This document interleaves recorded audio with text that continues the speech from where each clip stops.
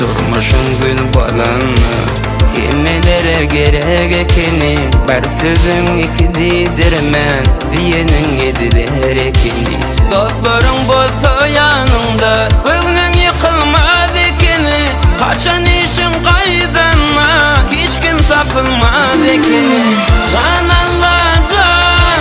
hiç kimi dar etme veri can Allah can dünyamı dar etme veri başıma hiç düşmesin düşmanlarıma gülmesin gerek boyuma değilmesin can Allah can can Allah can hiç kimi var etme veri can Allah can dünyamı dar etme veri başıma hiç düşmesin düşmanlarıma gülmesin gerek boyuma değilmesin can Allah can.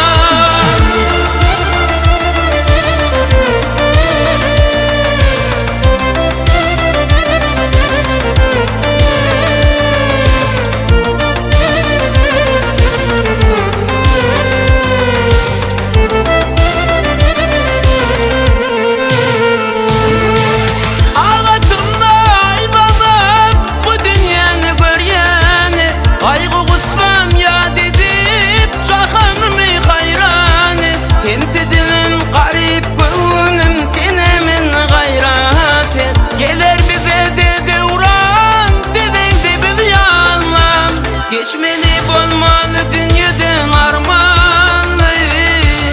Allah'ı yar edip bebenlerin layını Yaşamalı doğru yaşa Bana nakap Türkmen oğlu Dostluk için dost olup